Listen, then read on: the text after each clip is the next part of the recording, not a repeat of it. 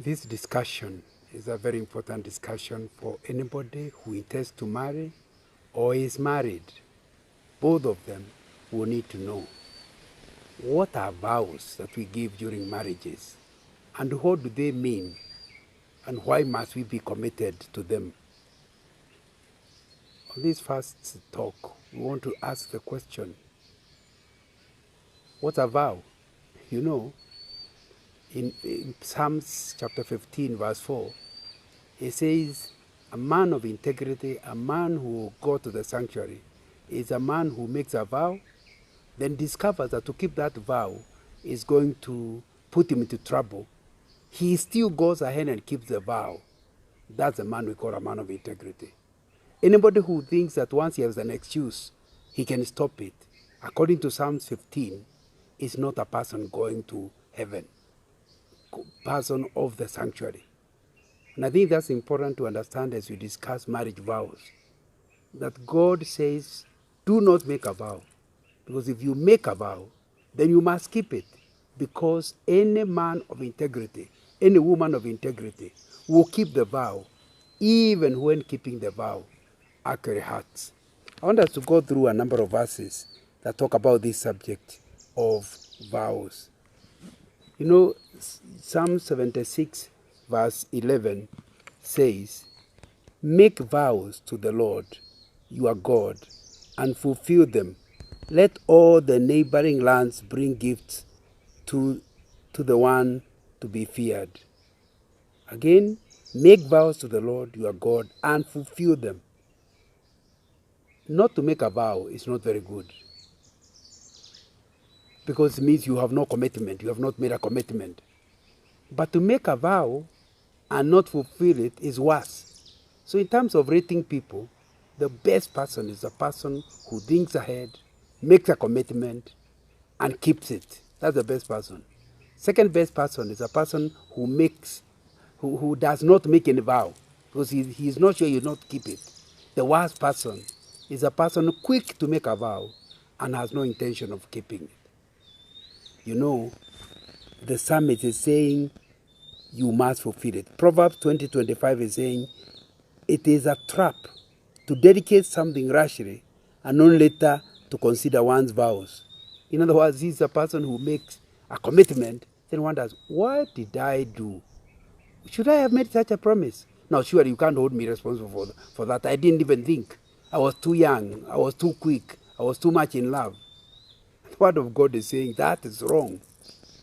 And that's why we need to explain to every couple before they marry the meaning of the vows they are making, so that when they make it, they actually will keep to it. Ecclesiastes chapter 5 verse 4 is saying, when you make a vow to God, do not delay to fulfill it. He has no pleasure in fools. Fulfill your vows. In other words, the Bible is calling people who make a commitment and don't keep it. They are saying they are fools. When you make a vow to God, do not delay to fulfill it. You know, some people do not completely refuse to do something, but they will not do it when they promise to do it. But they say, no, I'm going to do it at my own time. No. If you promise to do something by 3 o'clock, then keep to the message. Keep to your commitment. And we are saying, even in marriage, when you enter into a marriage, you are entering into a commitment. And then you do not therefore do what you want when you want. It's what you promised. That's what we are talking about. Ecclesiastes 5:5 is saying, it is better not to make a vow than to make one and not fulfill it. What a good advice. It is far much better not to make a vow than to make one and not fulfill it. Of course, this message is better for people who are not yet married, because then they can think about it. But even those of us who are married have to know that we have actually entered into a commitment. Then Matthew 5:3 says, again, you have heard it was said to the people of long ago, do not break your oath, but fulfill to the Lord the vows you have made. Which is really quoting, the New Testament is quoting the Old Testament. And I wanted to say, when we come to marriage, marriage vows are vows like any other, but even more important, because these are vows that God wants us to make and to keep. And it will be important that we think about it and make a commitment to keep to that kind of commitment. Now, what vows do we make when you go to a wedding? Most weddings, Pentecostal, Protestant, Catholic, have certain vows that traditionally have been given. The first one is you make a commitment by saying, "I take you to be my wedded wife." If you're a man, if you're a woman, you say, "I take you to be my wedded husband." And we will come back to it. But that's a commitment you are making. You have said you have made a commitment to have this guy as your husband. Second vow, I make a commitment to have and to hold. From now, you will be mine, to have and to hold. And again, we'll take time to discuss what that means. Thirdly, from this day onwards, from this day forward, in other words, you are creating a starting date that it is from now. You can't say later, but I didn't mean to start just now. Whoever designed the vow says it's from a particular time. Next, it says that you have to do it for better or for worse. In other words, you are consciously saying in advance, "I'm committed to you when things are good and when things are bad." As if that's not enough. He goes on to say, "For richer or for poorer." That tells you if we end up becoming very rich, I will not throw you to pick another girl. If we end up very poor, I will not drop you because you are an expense. I have committed myself, whether rich or poor, to be with you. And then the other one says, in sickness and in health. And that is tested quite a lot of times. Because you marry young, versatile, beautiful, then over time, the vagaries of nature work on you. But right from the beginning, you made a commitment. You made a commitment for sickness, in sickness and in health. I'm committed. And then it goes on to say, what will I do? To love and to cherish. In other words, I can assure you, irrespective of the circumstances, I'm committing myself to love you and to cherish you all the days of our lives. And then goes on to say, I have given you the start date. Let me give you the end date of this arrangement. It is at your death do us part. In other words, there's not going to be in between anything other than our commitment. I am committed to you until death do us part. Then some two items that come afterwards. One of them is, I am doing all this according to God's holy ordinance. In other words, I am biblical. I'm entering into a biblical marriage. I am not going to run marriage the Kikuyu way. I'm not going to run it the Eskimo way. I'm going to run it the biblical way, God's ordinance, the way it is written. And then finally, you say, and this is my solemn vow. In case you think I was joking, I now make a commitment that is a vow I'm making.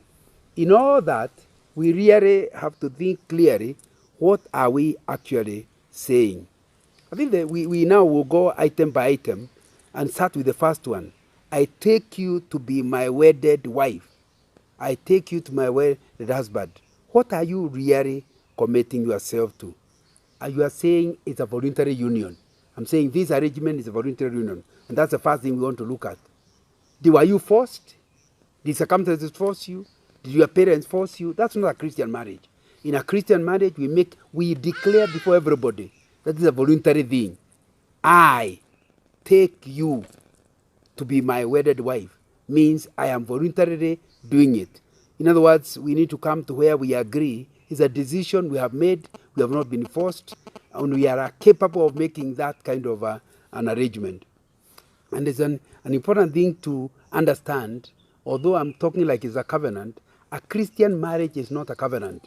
There's a difference between a covenant and a contract. A contract is something where two people agree obligations and benefits out of this arrangement, and then they also agree an escape clause. How shall we terminate this contract? But a marriage is not a contract, it's a covenant. A covenant is an agreement between two parties to be committed to the relationship for life. We talk about a covenant when we are talking about something that cannot be broken.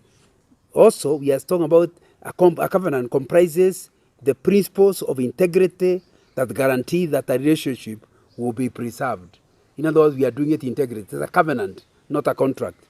And then thirdly, we are saying in keeping of covenant shows your character.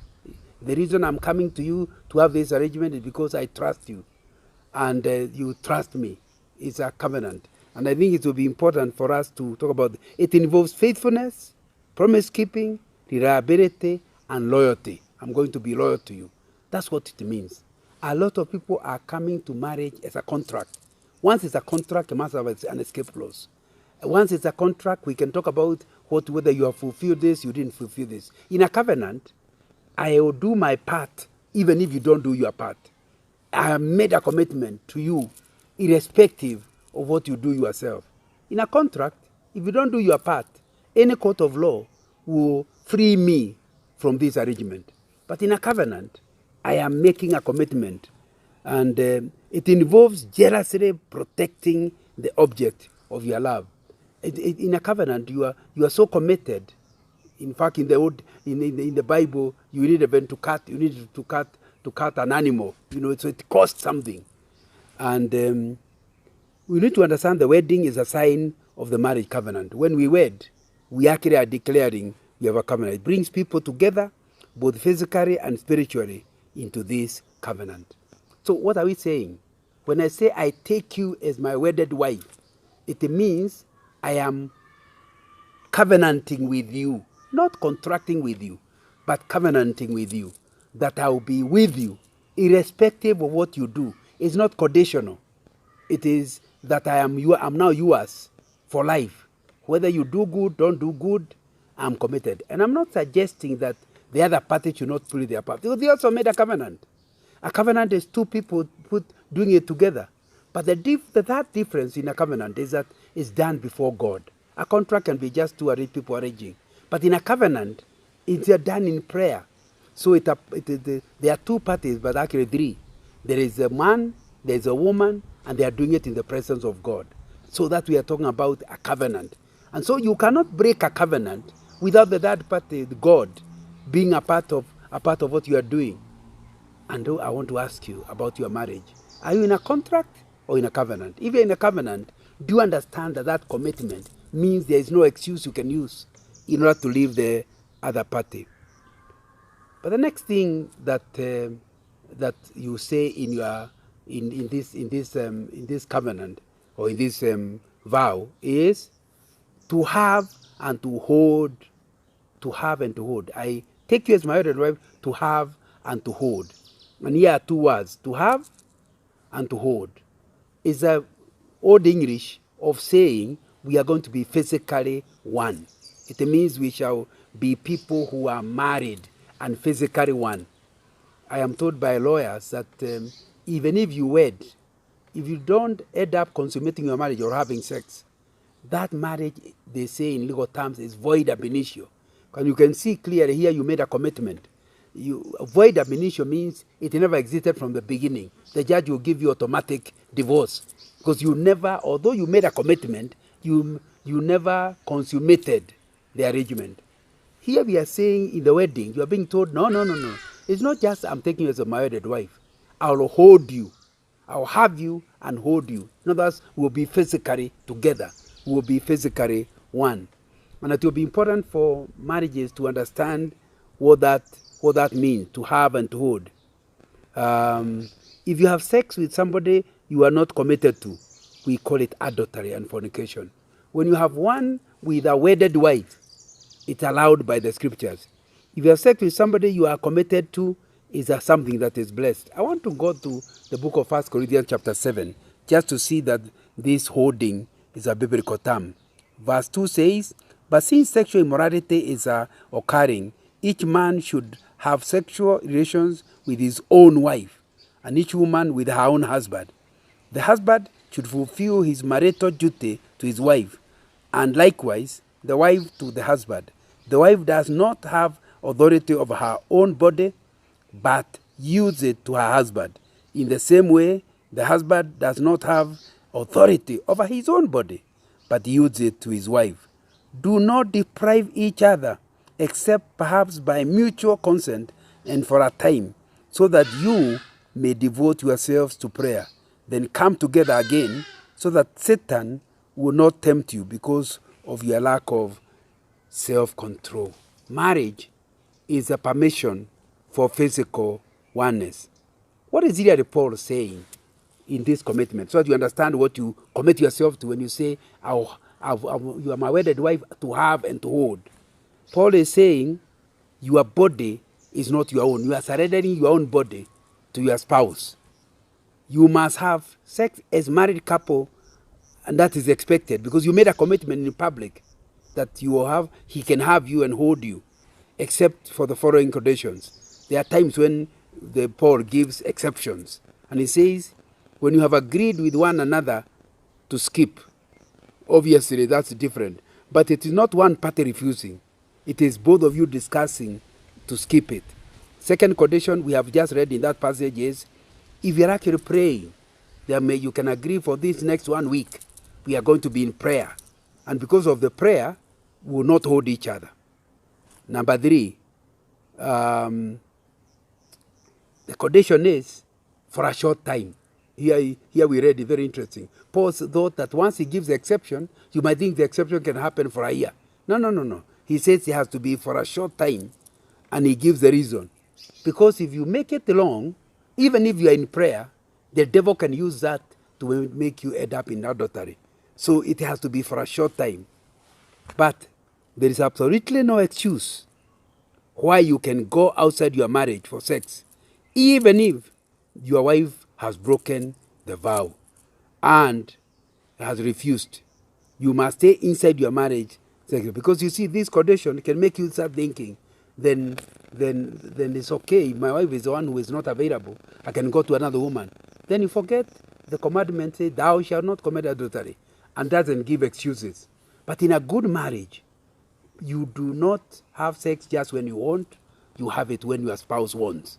And the best thing is, you have it when both of you want. So the hierarchy is, in a best marriage, the two of you will be wanting. In a second best marriage, you have it even when one of you wants it. In a bad marriage, you refuse to have it.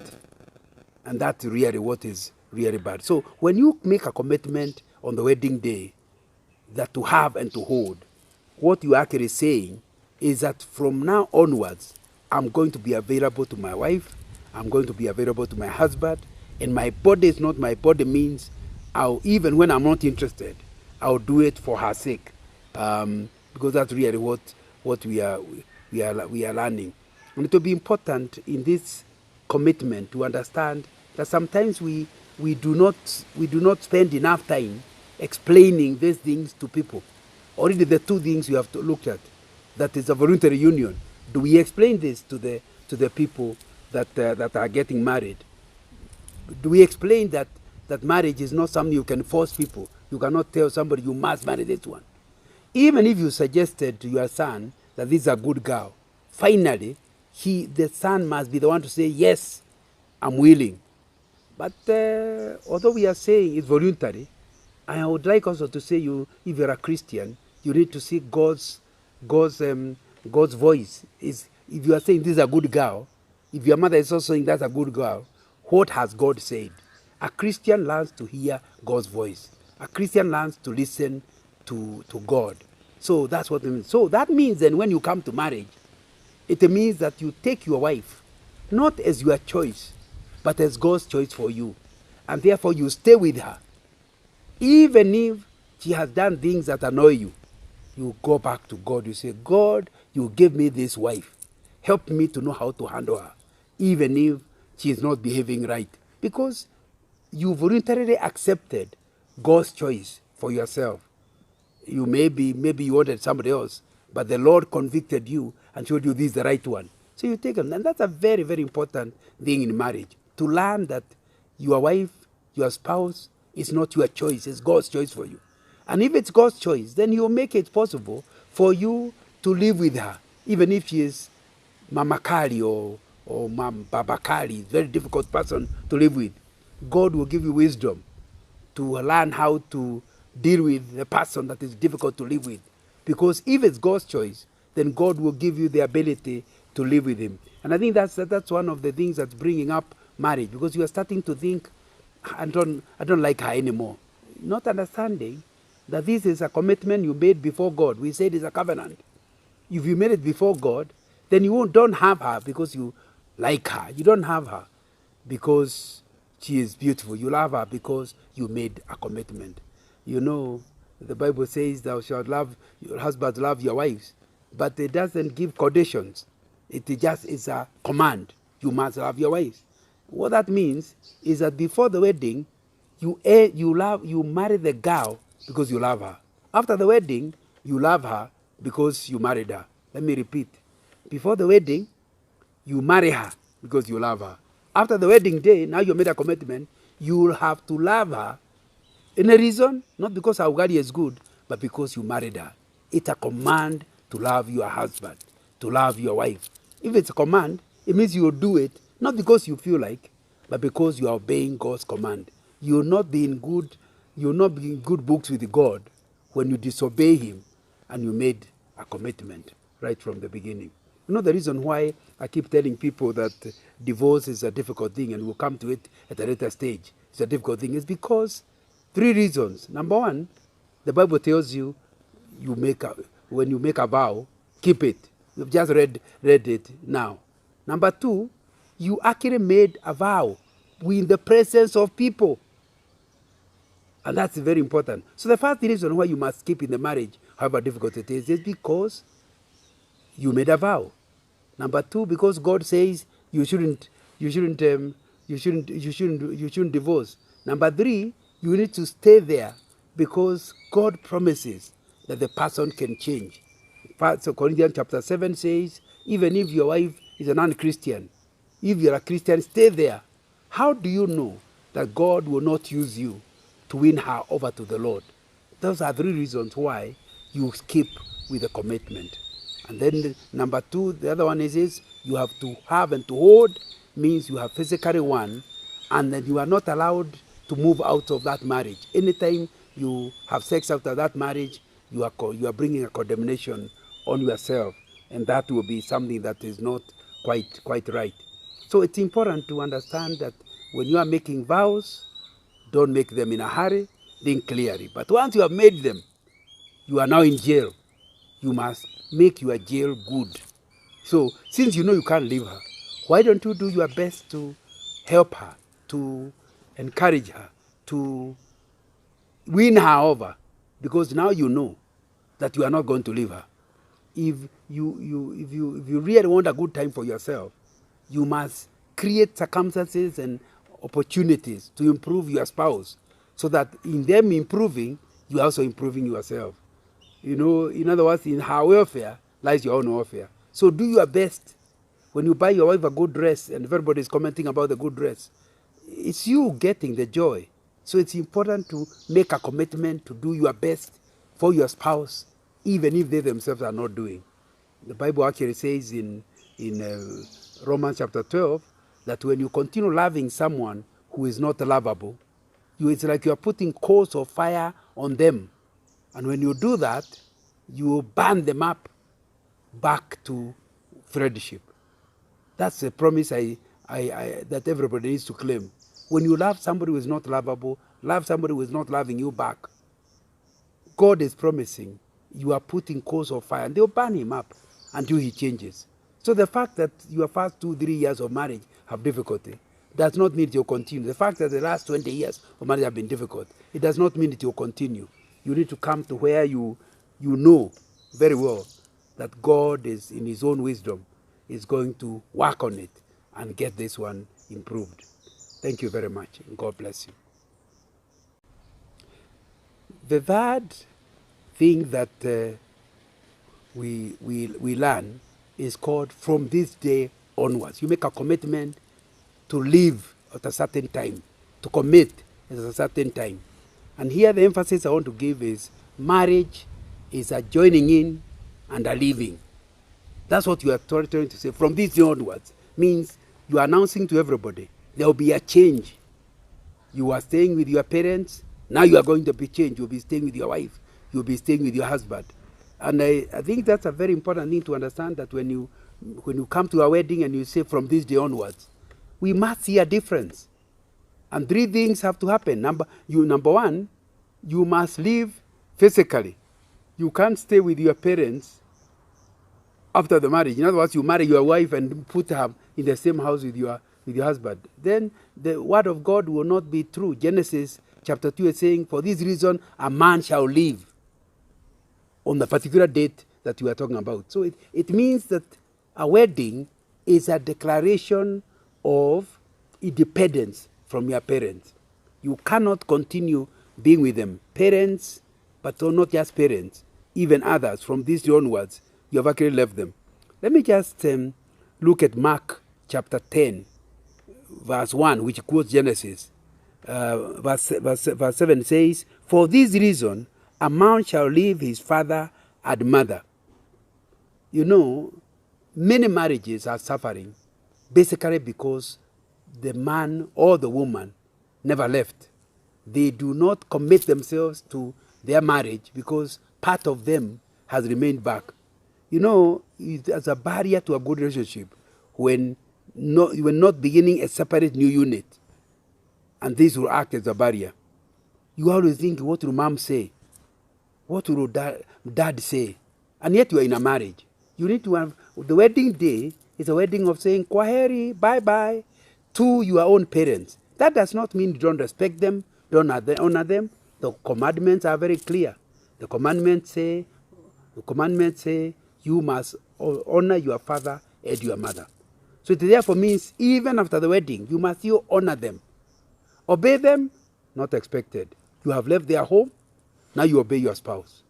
You have left their home, now you obey your wife, or you obey your husband. So it means a wedding day from this day onwards is a declaration to the parents that they no longer can give you commands. They can give you advice, but they can't give you commands. And it's important to understand from this day onwards, something must change. And you know, this departure must be physical. I believe part of the problem is when you marry and then you go staying next to your mother. Every time something is happening, they hear your voices loud, they start calling the husband back. What was that new woman doing to you? Now, you can't end up with a good marriage when you are physically not separated from your parents. You need to find a way of creating some distance that allows you to start a separate unit. There will be now two homes, your parents' home and yours. One of the ways of helping that new unit to survive is physical separation. Why can't you, even if you're in the same compound, why can't you put a fence between the two homes so that when visitors are coming, they have to make up their mind whether they're visiting the son or visiting the father? It needs to be very clear. So when you say from this day onwards, during the wedding, you are saying you will see a difference. I'm physically going to move, and physical movement. But the other thing you are talking about is social movement. You need to be recognized as a unit. That's why you do it in the open for people to know. This woman is now married. Earlier, if somebody saw the son or so and so with a girl, says, that's what is he doing with somebody's daughter? But now that you have done it openly, you have left your home openly, people know that you are now a social unit. You have socially created a new home. There is physical movement, but you also need a social movement where you are now seen to be together. That's why in some cultures, the wife is called by the husband's name. It's a way of creating this social unit. Every culture has to have its own way of declaring the new unit is a social unit on its own. So that's in thirdly, financial living. You need to find a way of creating your own income. You cannot claim to have left your parents when they're the ones paying your bills. They say whoever pays the piper determines the tune. It will be important to understand that for you to be a separate unit, you must have your own economic unit where you raise your own money. Even if your parents are very rich and you are very poor, be happily poor because you are now together. Many marriages are suffering because the parents are financing it and therefore calling the shots. You cannot say from this day onwards and then continue being financially dependent on on your parents, and it will be important that you understand that. And thirdly, it's not just physical living, financial living, social living. It also be emotional living. It will be important that from this onwards, when you have an issue, you don't share it with your mother, you share it with your wife. She will be your emotional support. You know, there's people, something people are calling emotional infidelity. This is when you share your emotional problems, and when you're emotionally out of balance, you run to someone. Even if, especially the opposite sex, even if you are not married to them, they are taking away the role of your spouse. Your spouse is supposed to be your emotional partner. And so you make a commitment to be with him. So when you say on the wedding day, I take you as my wedded wife, to have and to hold, and then you say from this day onwards, it means this is the time I'm beginning a new life. And you will see it by the way I will create a new unit that's not tied up to the past. But you don't just leave your parents. You have to leave old girlfriends and old boyfriends, people that had a right on your life. They need to be on the wedding day. If they don't come, send them pictures and tell them from now onwards I'm not available. It will be important that they understand the departure. From this new onwards, I'm a different unit. And it means the girl has to ensure that people who don't support her marriage, she doesn't keep close to them. How would you keep close to somebody who doesn't like your husband? Within no time, it will be very clear that they'll keep reminding you of how the weaknesses of your husband. How will your marriage survive when you have not left those kind of people? The same thing with the husband. You can't continue with the boys who keep making fun of your wife. You have to create a distance. Create new friends. Your new friends now must be the friends of both. Get the friends of the wife whom the husband accepts. Get the friends of the husband whom the wife accepts. Let them be the new friends. Create new associations, especially of people that are married and are Christian, so that you can help to move your marriage forward. That's really what you are saying when you talk about this. Thank you very much.